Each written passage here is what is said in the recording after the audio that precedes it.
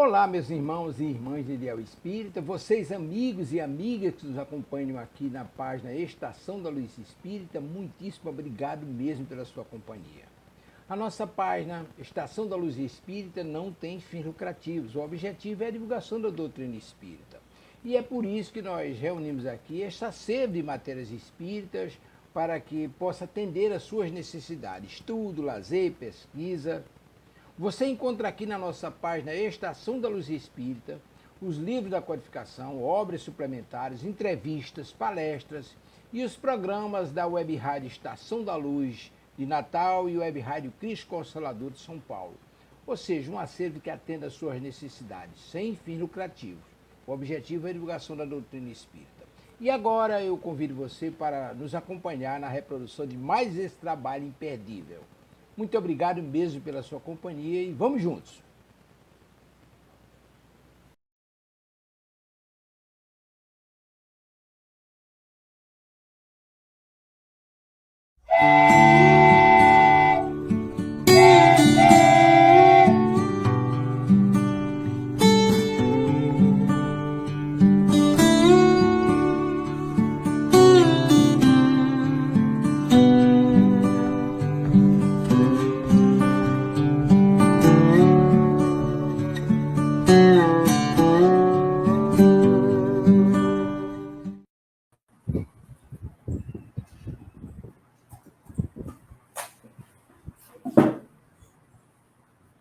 Olá, muito boa tarde, boa noite, bom dia para todos aqueles que estão aí na audiência da Web Rádio Estação da Luz, a sua rádio que emana paz aqui de Natal para todo o planeta Terra. E essa data, esse horário é um horário de muita alegria aqui para nós que fazemos a Web Rádio Estação da Luz. Vocês estão vendo aí na tela o nosso irmão Jader.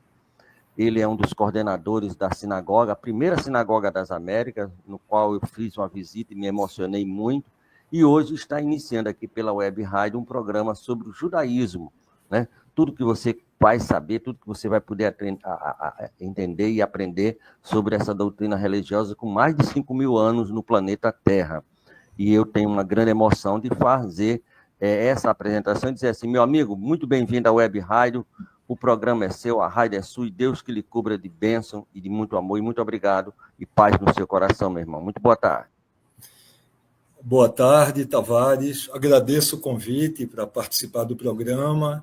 Cumprimento a todos que estão assistindo nesse momento, ao vivo, e aqueles que certamente verão oportunamente em outro momento.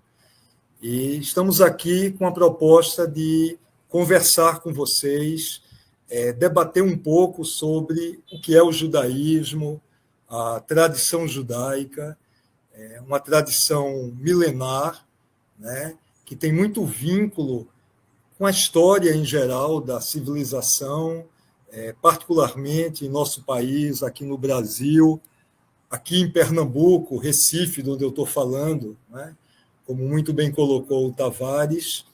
Nós tivemos, no passado, no século XVII, aquela que foi conhecida como a primeira comunidade judaica formal, não apenas do Brasil, mas de todas as Américas.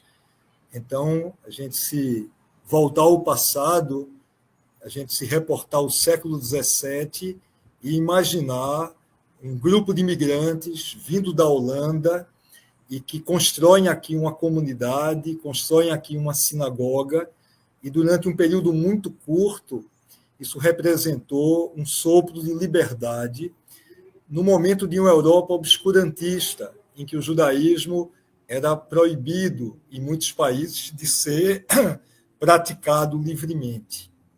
Aqui no Brasil também, né? Durante o período de colonização portuguesa, não era permitido a prática do judaísmo.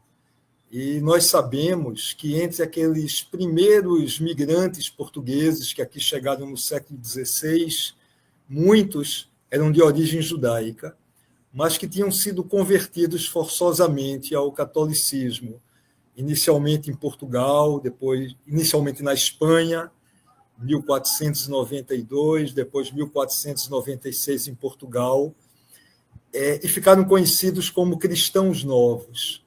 e muitos deles vêm para cá, para o Brasil, como uma nova possessão portuguesa, porque, apesar de tudo, seria mais fácil praticar secretamente o judaísmo deles longe da metrópole, longe de Portugal, do que lá, propriamente dito. Então, por exemplo, a Olinda do século XVI, vizinha cidade aqui do Recife, era uma cidade de grande presença judaica oculta. A gente tem como exemplo a figura da Branca Dias, personagem histórica que viveu na Olinda daquele período, uma mulher pioneira, vanguardista, e somente no século XVII, por um curto período, é que o domínio holandês sobre o Nordeste do Brasil e que eles transformam Recife na capital do Brasil holandês, e os holandeses de religião calvinista eram mais tolerantes, e eles vão permitir a formação de uma comunidade judaica, a qual vão se agregar muitos dos descendentes dos cristãos novos de Olinda na formação dessa comunidade. E é interessante que esses judeus que viviam em Amsterdã, a grande maioria deles também tinha origem ibérica, eram descendentes dos expulsos ou dos convertidos da Península Ibérica. Esses judeus que formam aquela comunidade, que vai durar um período muito curto, eles dominavam o português. Parte de suas práticas litúrgicas eram feitas em português. E eles se viram, inclusive, como elemento de mediação entre os holandeses e os portugueses que aqui estavam. Dominavam o português, dominavam o holandês também. Mas, como eu disse a vocês, a sinagoga foi de 1636 e só durou 18 anos. Em 1654, a restauração portuguesa, o retorno do domínio português, vai fazer com que esses judeus tenham que retornar para Amsterdã ou para outras colônias holandesas. E a gente tem a história muito interessante dos 23 judeus que saem daqui de Pernambuco, passam por uma saga, são atacados no mar por piratas, ficam por um tempo na região da Jamaica e terminam por aportar numa pequena localidade na costa leste da América do Norte, num lugar muito pequenininho que se chamava, na época, Nova Amsterdã. Lá eles vão formar a primeira congregação judaica da América do Norte. E 10 anos depois, Nova Amsterdã, ela cai para o domínio inglês e passa a ser conhecida como Nova York. Com o passar dos séculos, Nova York vai se tornar uma das grandes metrópoles do mundo, né? E aquele pequeno grupo de judeus pernambucanos vão ser os precursores, vão ser os pioneiros da maior comunidade judaica que vai existir em nossos dias em qualquer cidade do mundo, né? A comunidade judaica de Nova York, com cerca de 2 milhões de judeus que lá habitam, e que toda essa história começou com aqueles 23 judeus saídos daqui de Pernambuco, que frequentavam aquela sinagoga.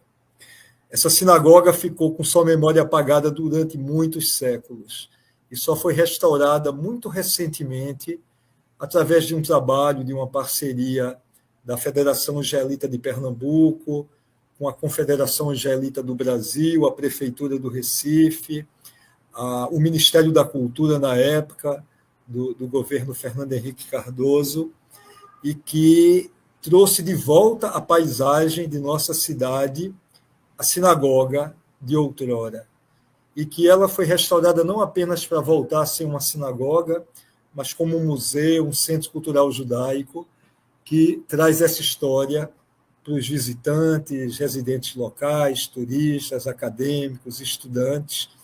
Então, todos vocês que têm a oportunidade de vir a Recife, eu aconselho, é uma visita, é uma experiência muito significativa, porque ela diz respeito não apenas à história judaica, à história dos judeus, mas ela está ligado à história do nosso país como um todo, está ligada à história de Portugal, da Espanha, da Holanda, dos Estados Unidos, e eu costumo dizer que ela é um patrimônio, na verdade, cultural de toda a humanidade. Fiz esse rápido preâmbulo.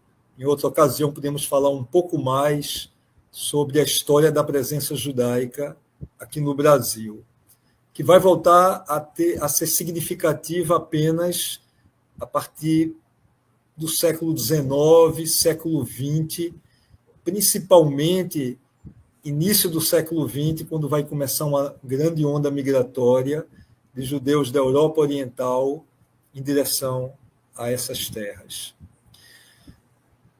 Isso que eu comento com vocês é algo que está intrinsecamente vinculado à história judaica. É algo que vem acontecendo ao longo de toda a história. É uma história de perseguições, expulsões, recomeços, renascimentos, movimentos migratórios. Se a gente volta lá para o início, e eu acho importante trazer um conceito para vocês, quando a gente fala de judaísmo, não estamos falando apenas de uma religião. Não que isso não seja relevante, né? A religião judaica, ela tem todo o seu corpo de crenças, de premissas. Ela foi uma religião que inspirou as outras grandes religiões monoteístas do mundo, o cristianismo, em suas várias vertentes, a religião muçulmana, o islamismo. Mas quando a gente fala de judaísmo, nós estamos falando da história de um povo, né? Um povo que começa com a história de uma família, de uma tribo, de um casal, Abraão e Sara, como está relatado na Bíblia, né? Na Torá, a parte mais antiga e sagrada da Bíblia judaica.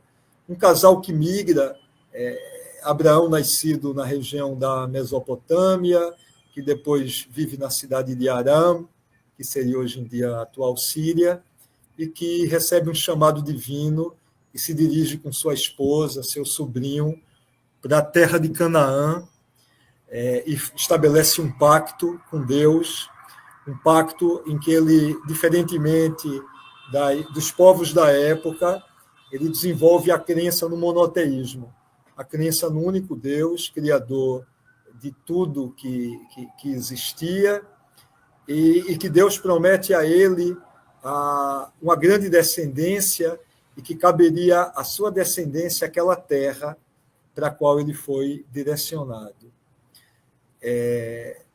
Então, quando falamos de judaísmo, a gente fala da formação. Temos Abraão, seu filho Isaque, seu neto Jacó, que numa passagem bíblica muda seu nome para Israel, e 10 dos filhos de Jacó, Israel, e 2 de seus netos vão constituir aquilo que chamamos das 12 tribos de Israel. E a gente conhece a história bíblica da desavença entre os irmãos, e que um dos irmãos, entre os mais novos, José, ele é vendido pelos irmãos como escravo para o Egito, e lá no Egito ele passa por uma série de situações, até que, por conta de um dom de interpretação de sonhos, ele termina sendo levado ao faraó, e ele interpreta os sonhos do faraó, que antevém que o Egito vai passar por 7 anos de fartura e 7 anos de seca, e que ele aconselha ao faraó que nomeie alguém que possa administrar os anos de fartura, construir armazéns, armazenar os grãos para enfrentar o período da seca. O faraó, muito impressionado com ele, o nomeia uma espécie de primeiro-ministro do Egito. Ele que chegou como escravo, que passou por prisão por conta de uma calúnia, ele termina se tornando o homem mais importante do Egito depois do faraó, termina reencontrando toda a sua família, perdoando seus irmãos, reencontrando seu pai já muito idoso, que o tinha como morto, e o faraó convida que todos se instalem numa fértil região do Egito. Então, já aquele grupo, já bem mais numeroso, sai de Canaã, da terra prometida, e vai viver por uns tempos no Egito. Mas, com o passar do tempo e a mudança de dinastia, termina que, muito tempo depois, um outro faraó começa a se preocupar, começa a ver naqueles hebreus, como eram conhecidos, ou israelitas, uma ameaça e os transforma em escravos. Se puder, tá, por favor, partilhar a apresentação.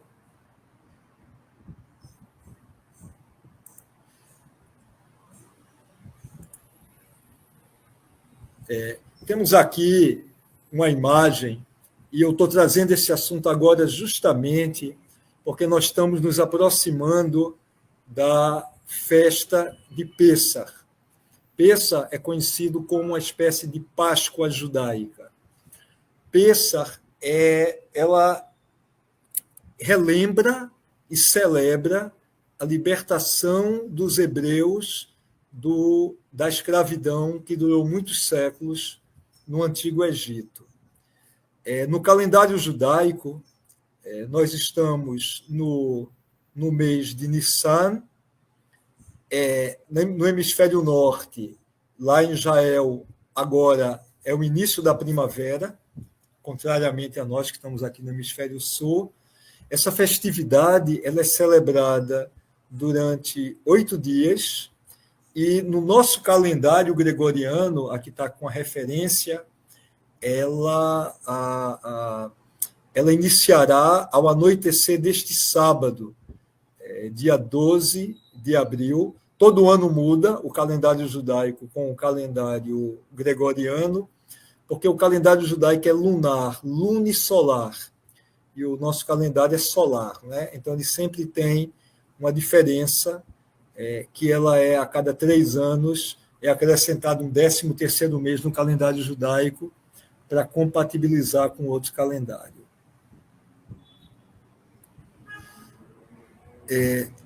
Tavares, se você puder passar a imagem, eu lhe agradeço.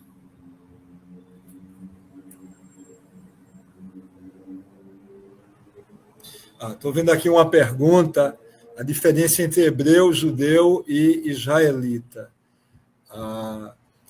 Os hebreus, a etimologia da palavra é algo que seria como aqueles que vieram do outro lado. Do outro lado seria referente-se ao rio Eufrates, da antiga Mesopotâmia. Aqueles que vieram daquela região do Oriente Médio em direção a Canaã. Israelitas são os descendentes de Jacó ou Israel, os filhos de Israel. Então, judeu, entre os israelitas, eu falei a vocês das 12 tribos, nós tínhamos a tribo de Judá. Então, inicialmente, os judeus eram os membros da tribo de Judá. Bem mais à frente na história, você vai ter o reino de Israel, em que todos eram israelitas, os membros de todas as tribos. Mas vai haver, um certo momento, uma cisão, um cisma, e vão haver 2 estados judeus do passado. Israel no norte e Judá no sul. Israel compunha 10 tribos, e Judá as tribos de Judá e de Benjamim. Então, quem era do reino de Judá eram passados a todos serem os judeus. Como o reino de Israel mais tarde vai ser conquistado pelos assírios e vão ser deportados de lá, isso é conhecido como as 10 tribos perdidas de Israel, vai sobrar só o reino de Judá, os judeus. Então, judeus e israelitas seriam como que sinônimos. Agora, israelenses, um termo mais moderno, seriam os modernos habitantes do Estado de Israel. Então, a gente pode dizer que todo israelita, nem todo israelita é israelense, porque há israelitas que moram na diáspora em vários lugares do mundo.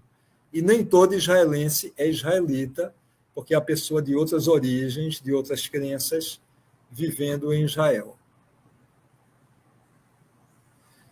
Tavares, eu só não estou conseguindo, deixa eu ver se eu passar o... Boa tarde, meu amigo. Eu estou aqui entusiasmado, principalmente com essa síntese que você fez da história, mas clique nele no PowerPoint e você vai passando por ele, na setinha. Vê se você consegue, por favor. Vamos lá. Não tem aqui, você clica no PowerPoint que está na sua área de trabalho. Uhum. Aí não tem a setinha do teclado, mais para cima e para baixo, aí você clica nele. Não clique na tela, não. Clique no PowerPoint, por favor, se puder. Vê se você consegue. Vamos ver aqui. Pronto. Estão vendo? Agora. Perfeito. Bom, pessoal, aqui é uma imagem, né? Uma imagem do Antigo Egito, das pirâmides, para a gente ilustrar aqui a apresentação.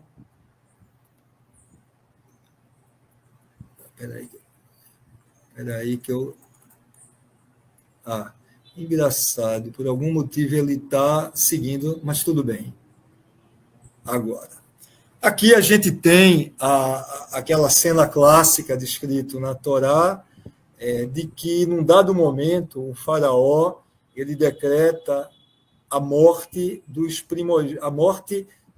das crianças recém-nascidas israelitas do sexo masculino, com receio de que os israelitas continuem crescendo e que, em algum momento, pudessem representar uma ameaça ao Império Egípcio.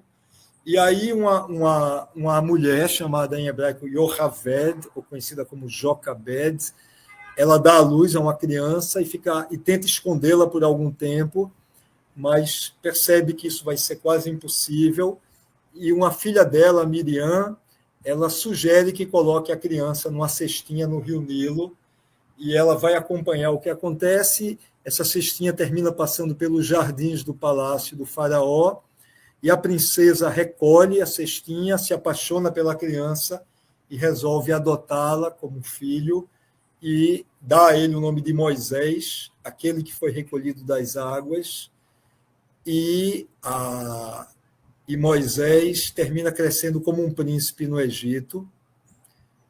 Mas, passado o tempo, Moisés vai tomar consciência de sua verdadeira identidade, que ele não pertence àquela nobreza egípcia, e sim àquele povo de escravos que tanto sofre, e ele vai terminar por ir embora do Egito. Ele vai vagar pelo deserto, vai terminar sendo acolhido por uma família entre os midianitas no deserto. Um sacerdote chamado Itró, ou Jetro, vai se casar com uma de suas filhas e vai viver como um simples pastor de ovelhas, muito afastado daquela situação do Antigo Egito. E tem a cena em que, num dado momento, uma ovelha se desgarra, e ele vai atrás dela, até que ele chega num local, no monte, onde ele vê a cena de um arbusto que queima, mas que o fogo não o consome, e ouve uma voz que diz a ele que ele está em solo sagrado, que ouviu o clamor, a voz dizendo: eu sou o Deus de Abraão, Isaque e Jacó, que ouviu o clamor de meu povo, e que Moisés estaria destinado a voltar para o Egito e exigir do faraó a libertação do povo. Aqui uma cena de Moisés, né, confrontando o faraó, mas o relato é que o faraó, sob hipótese alguma, se dispõe a libertar o povo e, pelo contrário, torna mais pesado ainda o seu fardo de escravos, e aí vem as chamadas 10 pragas sobre o Egito, da água que transforma em sangue, dos animais ferozes, da doença no gado, da chuva de granizo, da escuridão. A cada praga o faraó esmorece e pensa em libertar, mas depois que passa ele endurece novamente o coração, até que vem a última das mais pesadas pragas, a morte dos primogênitos egípcios. E aí a tradição do nome Pessah, que quer dizer passar por cima de pular, diz que Moisés instruiu o povo para que sacrificassem um animal que seria usado na refeição naquela noite, e que com o sangue do animal seriam marcados os batentes das portas das casas dos israelitas, e que o anjo passaria por essas portas, por essas casas, e pouparia a vida dos primogênitos das casas dos israelitas. Aqui tem uma imagem de uma praga dos sapos, e o faraó manda que vão embora, e vem o grande êxodo do povo saindo do Egito, liderados por Moisés em direção à Terra Prometida, inicialmente programados para retornar ao monte em que Moisés havia tido aquele contato com o divino, mas no caminho o faraó se arrepende e manda suas tropas perseguir, e a cena do mar, né, do mar que se abre, que o povo atravessa, e que, quando o exército vai atrás, o mar se fecha novamente e o povo pode seguir seu caminho. Depois disso, vão haver muitas... na verdade, o povo vai primeiro ao Monte Sinai, Moisés vai passar 40 dias e 40 noites, vai receber as tábuas da lei com os 10 mandamentos, que vão ser um balizador de uma série de leis que vão nortear. É a formação naquele momento da identidade religiosa e da identidade nacional daquele povo, mas, por outros motivos, eles passarão 40 anos vagando pelo deserto até a chegada na Terra Prometida. A gente pode falar sobre isso numa outra ocasião. Isso aqui é uma estátua feita por Michelangelo, que está lá na Itália, que diz que ele ficou tão encantado com a obra dele que no final ele disse: parla para a estátua, fala, tão encantado com sua própria obra, né? Aqui, essa estátua, eu diria que tem um erro, né? Tem um equívoco. Se vocês observarem, Moisés aparece como se fossem 2 chifres na cabeça. Isso vem de uma tradução incorreta do texto bíblico. Na verdade, seriam 2 fachos de luz que sairiam da cabeça dele, e foi incorretamente traduzido como chifres. Aqui tem uma imagem mostrando o caminho do Êxodo, né? Esse aqui é o Rio Nilo, né? A região mais fértil do Egito, o caminho pela Península do Sinai até a chegada à Terra Prometida. Aqui uma imagem de satélite, mostrando o Egito, a Península do Sinai, Canaã, futuro Israel. Aqui, pessoal, aqui é uma imagem de uma mesa de como uma família judaica comemora o Pêssar. Durante o dia judaico começa ao anoitecer. Então, como eu falei a vocês, iniciará nesse próximo sábado, ao anoitecer, no mundo inteiro, as famílias, ou em comunidade, em grupos maiores, sentam em volta de uma mesa e segue o que chamamos de um seder, uma ordem. É uma refeição festiva, mas que a refeição propriamente dita, ela é apenas a 11ª etapa de 15 etapas, em que a família reunida, os pais contam para os filhos essa história, relembram. Está escrito que Moisés ensinou que a cada geração todos os judeus devem se sentir como se cada um deles tivesse saído do Egito, tivesse feito a travessia da escravidão para a liberdade. Isso que vocês veem aqui, esse livrinho, a gente chama de Agadá, é uma espécie de roteiro, de manual da celebração, que consta de rezas, bênçãos, canções, histórias, bênçãos sobre alimentos. Esse prato aqui, eu vou mostrar mais para frente, ó. Aqui tem uma foto, né, de uma família celebrando o Seder de Pêssar, uma outra imagem. Esse pratinho que vocês estão vendo aqui no meio chama-se Queará, e ele traz 6 elementos que fazem parte dessa celebração. Está aqui uma Queará. A gente tem aqui, por exemplo, isso aqui chama betsá, é um vegetal, aqui no caso é uma batata ou pode ser outro, que ele é colocado numa água salgada. A água salgada simboliza as lágrimas da escravidão. Aqui tem esse osso, zroa em hebraico, ele representa o braço forte estendido de Deus na libertação do povo. Você tem isso aqui que se chama haroset, é uma mistura de maçã, vinho, castanhas, que formam uma espécie de uma massa, como se fosse uma argamassa, dos tijolos que eram feitos pelos escravos nas construções do Egito. Você tem betsá, o ovo, que está ligado à fertilidade e ao ciclo da vida. E você tem duas ervas amargas, que representam o amargor da escravidão no Egito. Você tem a matzá, que é o pão ázimo, o pão não fermentado.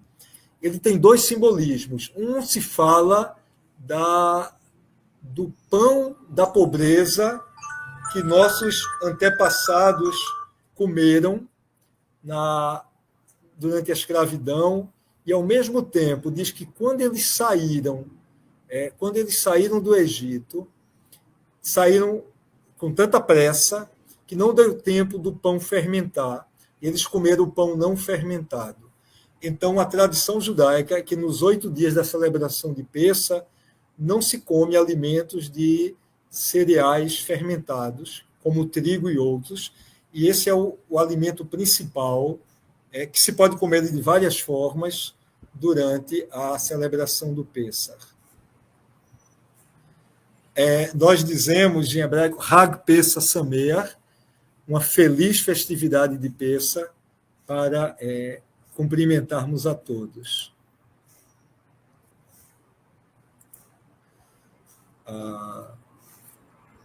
Isso foi com vocês uma síntese que eu quis passar para vocês, um rápido conceito geral de judaísmo, um rápido histórico das origens do povo judeu e, particularmente, da celebração desse momento tão significativo.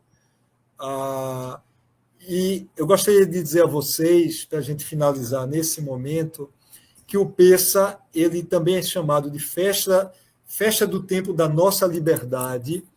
A saga do povo judeu saindo da escravidão do Egito, ela inspirou a muitos povos, a muitos movimentos libertários, como um símbolo eterno do direito de todos os povos a serem livres, a poderem viver em liberdade e exercer em liberdade suas crenças, sua cultura, seus costumes. E traz muito a mensagem de que Deus, naquele momento, ele está diante do maior império, talvez, de 3.300 anos atrás, o Império Egípcio, o faraó, com toda a sua força, toda a opulência do Antigo Egito, mas que ele escolheu um povo de escravos para passar um sinal para toda a humanidade de que a sua ligação não é com o poder, nem com a opulência, que na simplicidade ele escolheu aquele povo para transmitir o conceito da liberdade e para transmitir para aquele povo leis que hoje para nós podem parecer algo natural, mas que naquela época eram leis revolucionárias, que falavam sobre o respeito aos pais, que falavam sobre o direito a todos a ter um dia de descanso, que falava que a vida humana é sagrada, que não devemos nos aproximar do que é do próximo, nos apropriar do que é do outro. Então, esse conceito reforça a ideia que é muito presente no judaísmo de que todos os seres humanos foram criados à imagem e semelhança do Criador e que todos são revestidos de igual dignidade.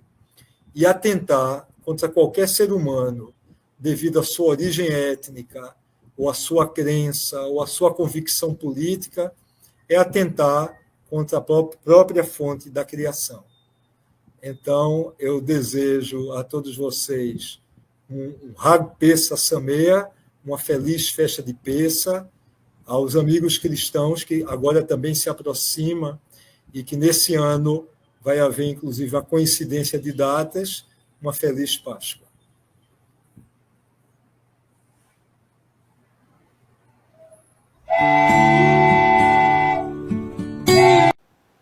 Chegamos ao final da nossa atividade. Muitíssimo obrigado mesmo pela sua companhia e espero você no próximo evento.